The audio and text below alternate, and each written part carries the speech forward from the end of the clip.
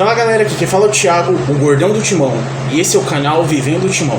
Isso mesmo, vamos começar o vídeo de hoje falando das notas da partida do jogo de ontem, isso mesmo. Mas antes, vocês vão lá, se inscrevam no canal, deixem seu joinha e vamos nessa, sem mais demoras. Então galera, a gente fez o jogo ontem, eu falei um pouquinho do que aconteceu no jogo ontem, e aí hoje eu decidi fazer um pós-jogo ali, contando algumas novidades que teve pós-jogo aí pra vocês aí que não acompanharam. Primeiro eu vou falar das notas da partida. Ontem o Corinthians fez uma partida muito boa, fez uma partida que realmente encheu os olhos da gente, assim, que a corintiana brilhou mesmo os olhos. Teve alguns problemas defensivos, mas aos poucos a gente vai recuperando a nossa principal forma e vai conseguindo tomar de novo as rédeas das partidas.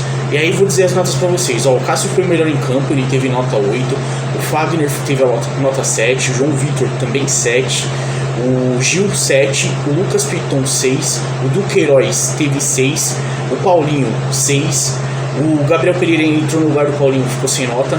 Aí teve o Renato Augusto, que tirou 6,5, no lugar dele entrou o Rony, que tirou 6, também fez uma boa partida.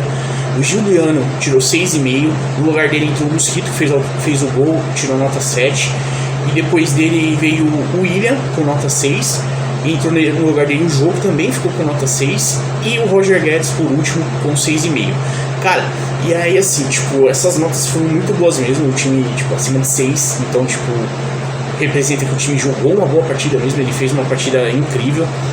E assim, tipo, não tem muito o que acrescentar não, né? Nessas partidas assim eu só discordo um pouquinho, eu só acho assim que dessas notas aqui poderiam ser mais elevadas um pouquinho, poderia ter 7 ali, por exemplo, o Duqueiroz, ele poderia ter pego um 7, o William poderia ter pego um 7, o Roger Guedes foi muito bem também, poderia ter pego 7. Aí eu acho que o Piton poderia ter pego 5,5, porque o Piton fez uma partida abaixo, eu acho que ele foi o pior em campo ontem.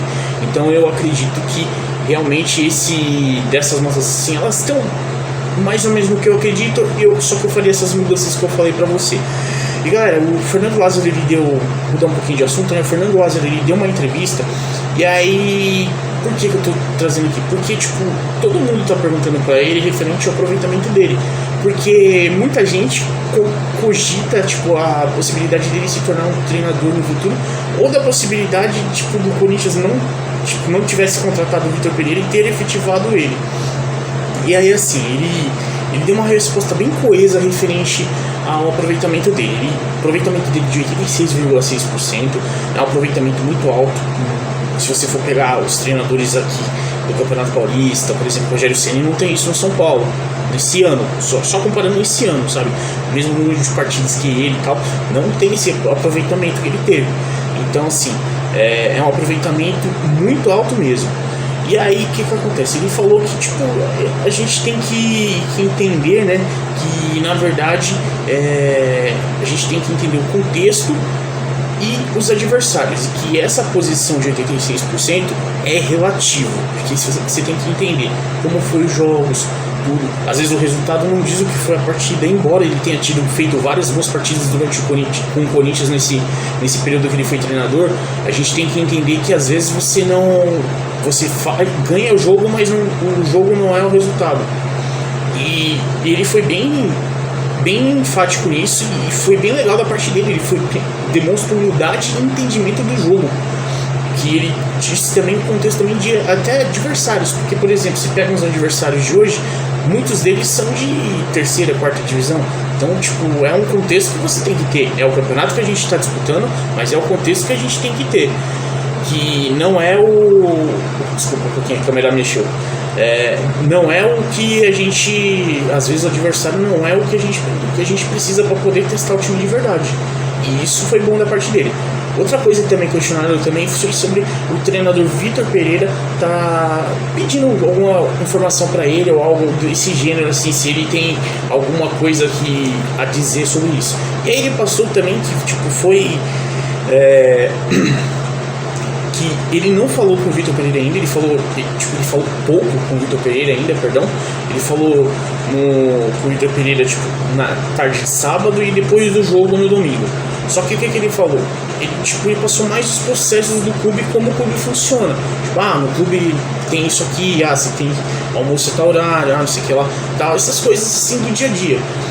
Referente a treino, a técnica de jogadores, elenco, tática, ele falou que só durante a semana mesmo, que quando eles começarem a trabalhar, que ele vai conversar com ele, se o Vitor Pereira assim quiser também, né? Porque tem o outro lado, de repente, como ele trouxe alguns auxiliares dele, de repente ele pode não querer essa parte do que o Fernando Lázaro faça esse meio campo aí pra ele.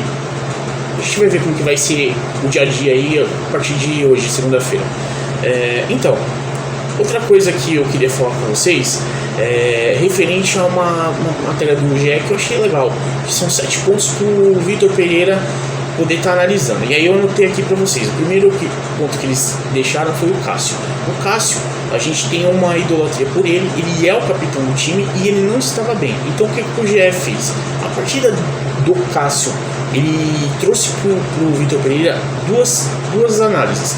A primeira é a parte dele sair com os pés. O Cássio não tem essa boa vontade, não tem essa habilidade, ele não é bom saindo com os pés. Então assim, deixou bem claro para ele que ele vai aproveitar o Cássio nos paus, ali embaixo do pau ali. O Cássio é muito bom mesmo, entendeu? Ele mostrou isso no jogo de ontem. O Cássio ontem fez várias grandes defesas e realmente mereceu ser o melhor em campo. Porém, ele também trouxe esse ponto para o Vitor Pereira analisar, que é o quê? O fato do Cássio não saber jogar com os pés. O Vitor Pereira vai ter que analisar isso na hora que ele for começar a montar o time dele de jogo. Ele vai montar o time com o Cássio, ele vai bancar o Cássio e pelo fato dele ser um goleiro excepcional embaixo dos paus, embaixo do pau ali, nas traves. Então, aí tem essa análise. Aí o segundo ponto foi o João Vitor. Por quê? O João Vitor, muita gente fala do jogo que o Vitor Pereira tem, que ele gosta que os zagueiros passem só pra frente. O zagueiro não volta a bola pro outro zagueiro nem pro goleiro. Ele gosta que os zagueiros saiam pra frente. Ou passe pro lateral mais à frente, ou passe pro volante mais à frente. Nunca voltando a bola pra trás. E o João Vitor ontem, no jogo, ele fez isso, entendeu? Ele fez muito isso de buscar sempre um passe à frente. Dificilmente ele voltava a bola quando não tinha como tocar, sabe quando fica aquele jogo muito posicional em que as marcações ficam bem apertadas? Ele só voltou nesse momento, então ele vai ter que mexer no time para que o João Vitor consiga fazer esse passe, o que é bom pra gente, porque se o João Vitor começar a sair com esse passe mais avançado e quebrando as linhas do jeito que o João Vitor tem feito, o João Vitor ele dá uma possibilidade maior da gente ter um time com todas as estrelas dentro do elenco, dentro do time, porque aí não vai precisar ficar vindo buscar a bola lá atrás e os nossos volantes, nossos meios podem se posicionar mais à frente, fazendo com que o nosso time ocupe um pouco mais os últimos terços do campo. E aí o que acontece? Na Europa não se fala muito no João Vitor, em lugar nenhum se fala no João Vitor, ele é da base do Corinthians. E o fato dele ter feito esse jogo ontem tão bom ofensivamente faz parte de um contexto que vai fazer com que o Vitor Pereira tenha mais habilidade, tenha uma possibilidade maior de não se preocupar tanto com a zaga quanto ele tinha. Ele não vai falar do Gil, porque o Gil ele já conhece há muito tempo, então pra ele é tranquilo. Então tem o Gil ali, a possibilidade de jogo do Gil, que traz consistência, e a possibilidade de jogo ofensivo com o João Vitor, além da consistência defensiva que ele tem demonstrado nesse ano e pouco que ele está de titular do Corinthians. O terceiro ponto foi o Fagner ao ataque. A gente tem que analisar o seguinte, nosso time, o Fagner, há algum tempo ele tem sido podado de ir ao ataque, ele tem se tornado um Fagner mais defensivo do que ofensivo. O Fagner que chegou à Copa do Mundo de 2018, ele foi à Copa de 2018 porque ele era um Fagner muito ofensivo, ele era uma opção muito espetada lá na frente. No jogo de ontem especificamente, e com o Fernando Lázaro, e tem jogado assim com o Fernando Lázaro, o Fagner tem sido um jogador mais decisivo ao campo de ataque. Então ele tem mostrado cada vez mais a capacidade dele ofensiva e dando uma opção maior para o ataque para o Vitor Pereira, alguém que vem de trás e quebra uma linha como um elemento surpresa. E isso é muito bom e é bem legal mesmo a gente poder estar enxergando isso no jogo do Fagner.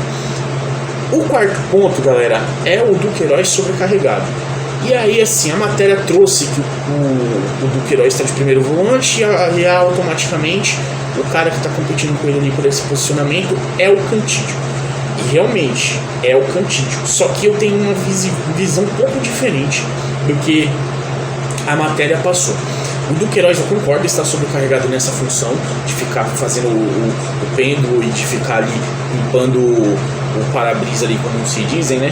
Naquela primeira fase. Só que eu acho assim, se a gente vai jogar de forma ofensiva com o quinteto, eu acredito que dá para puxar o Juliano para aquela posição e a gente colocar um outro atacante no time, ou um beirada ou um centroavante, dependendo do que o Vitor entender com os jogadores do time. Eu acredito também, galera, que o Vitor Pereira ele vai entender isso e ele vai, para que a gente possa jogar um futebol mais ofensivo, eu acho que ele vai mudar a forma de jogar, porque o Cantídio, que é o principal concorrente do Duqueiroz, ele não é marcador. Então, se você for colocar o Cantídio, que não é um marcador, o Juliano tem mais a capacidade de marcar e mais capacidade física do que o Cantídio. Embora o Juliano não seja o primeiro volante. A gente tem que deixar isso sempre bem claro, todo mundo sabe. Não é videogame, a gente tenta encaixar as peças, mas por que eu estou colocando a possibilidade do Juliano jogar ali? Porque o Juliano, ele é um cara que ele consegue ter uma leitura de jogo, ele consegue se posicionar ali atrás e tocar a bola. Ele, no começo do Corinthians, ele fazia isso, ele ia buscar a bola lá atrás, e ele, já que ele vai indo buscar a bola lá atrás, ele pode simplesmente buscar a bola lá atrás e ele se posicionar melhor para que o time consiga ficar. Só que para que isso aconteça, o Vitor Pereira vai ter que fazer com que o time se posicione melhor, ou, como eu disse para vocês, o time bloqueie a ação ofensiva do time adversário, quebrando o ritmo do time adversário antes que eles armem contra-ataques. Por exemplo, como o time do Palmeiras. Você sabe que o time do Palmeiras pega e ele joga a bola no Rony ou no Dudu para eles entrarem em velocidade. A gente tem que fazer o quê? Quando o time do Palmeiras recupera a bola e vai lançar, a gente tem que ter alguém já quebrando o ritmo para que o lançamento não saia. Mesmo que não recupere a bola, mas faça com que o Palmeiras recue a bola ao invés de fazer a bola correr para frente. Dando exemplo do Palmeiras, que pode ser também aplicado ao Flamengo e ao Atlético Mineiro, que tem essas peças de lado muito velozes. Então, só para a gente poder contextualizar, porque são os nossos principais adversários na briga pelo Campeonato Brasileiro, pela Libertadores, pela Copa do Brasil. São os nossos principais adversários, são os times que a gente tem que ganhar nessa retomada de futebol do Corinthians. E aí, galera, quinto ponto é o Timão sendo muito atacado. E realmente o Corinthians foi muito atacado. O Corinthians ele é um time, como eu disse pra vocês, é um time muito técnico, mas quando ele perde a bola, com essa formação que estava ainda mais pelo calor, vou contextualizar o calor, mas normalmente quando a gente perde a bola, a gente tem uma recomposição mais lenta, por isso a gente tem tomado mais gols. Só que a gente, como tem uma capacidade de criar individualmente gols maior do que tinha alguns anos atrás, com o Renato Augusto, com o Paulinho, com o Juliano, com o Roger Guedes, com outros jogadores que chegam, que jogam também, que entram e conseguem fazer o gol. Então a gente tem conseguido se livrar, toma mais gol, mas faz mais gol. E aí o que acontece? Eu concordo com a matéria nesse aspecto. A gente tem que entender que o time tem que ser mais equilibrado. Então o time tem que buscar uma nova forma para que não tome tantos gols. Ou seja, bloquear, ou seja, um time mais compacto, que se movimente um pouco mais mecânico, mais compacto, ou alteração de nome, que infelizmente, dependendo da forma que o Vitor quiser pôr, não vai dar para jogar todos os jogadores, e aí teria que colocar um jogador extra para marcação. E aí vamos ao sexto ponto. Sexto ponto é o Roger Guedes de 9. Roger Guedes de 9, ele não é bem 9, ele é um 9 de movimentação. E a movimentação dele, no jogo de ontem especificamente, foi uma movimentação de ponta. Ele circulava dentro da área, mas ele saía muito de dentro da área. E aí você tem que entender como que o Vitor vai querer jogar, o Vitor Pereira vai querer jogar, se ele vai querer jogar com um 9 lá enfiado, ou se ele vai querer jogar com essa movimentação mesmo, com abrindo espaço para que os homens de trás encostem. Só que para ele fazer essa movimentação, ele vai ter que coordenar melhor os meias, para que os meias cheguem com mais frequência dentro da área. Tem muita pouca chegada. Por exemplo, o Willian vai pro fundo, eu não vejo muita gente chegando para dar opção para ele. Mesmo que ele corte para dentro e parta para jogada individual, como ele fez no lance do gol, quando você faz isso, você tem que ter jogadores chegando dentro da área para que a movimentação dos zagueiros atrapalhe pelo menos o goleiro se posicionar na hora de defender. Senão vamos ficar com carta marcada dentro do baralho. Ele vai cortar e não vai conseguir finalizar bem. E o sétimo ponto que o GE destacou nessa matéria foi a Arena jogando junto com o Timão. Cara, não preciso falar, a gente é zica. Não tem nenhuma torcida no Brasil que jogue mais junto do time do que nós, e não tem discussão. Não tem como abrir discussão nisso. Nosso time, nossa torcida dentro do estádio é a melhor do Brasil. Não tem por que abrir discussão. E o treinador sentindo, sabe, esse calor é importante para ele poder entender o tamanho do clube que ele está dirigindo agora. Então isso foi bom para ele poder observar também. Galera, era só isso que eu queria falar aqui hoje para vocês. Queria levantar esses aspectos aqui dessas matérias para vocês. Vou fazer outros vídeos aí durante a semana aí. Faço geralmente um vídeo por dia.